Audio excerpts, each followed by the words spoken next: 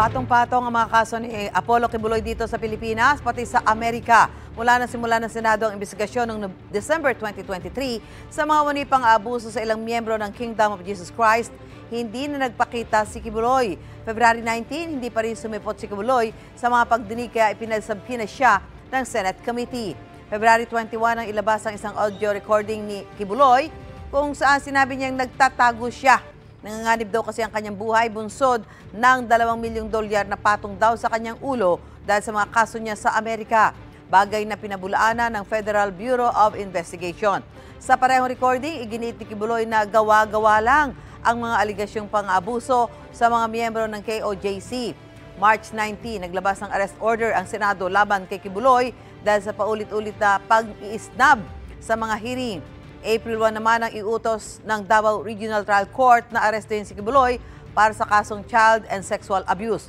Hindi nakita si Kibuloy nang dalhin ng pulisya ang warrant sa KOJC compound noong April 3.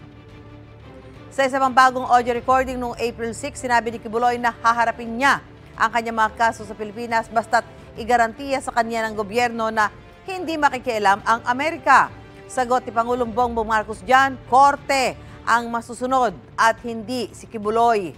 April 11 naman ang iutos ng Pasig Regional Trial Court na arestuhin si Kibuloy para sa kasong qualified human trafficking.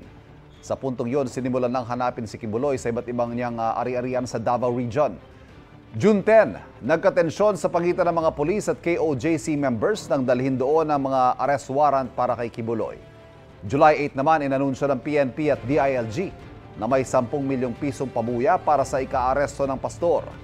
August 8, ipina-freeze ng Court of Appeals ang ilang bank accounts at ari-arian ni Kibuloy ng KOJC at ng SMNI dahil sa posibleng koneksyon ng pastor sa mga iligal na aktibidad. August 24, napasukin ng nasa 2,000 pulis ang KOJC compound para hanapin ang pastor.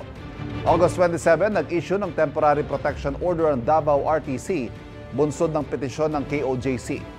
Binaliktad nito kalaunan ng Court of Appeals at kagabi nga, sumuko si Kibuloy matapos bigyan ng ultimatum ng mga otoridad. Nananatili siya ngayon sa PNP Custodial Center sa Camp Crame, Quezon City.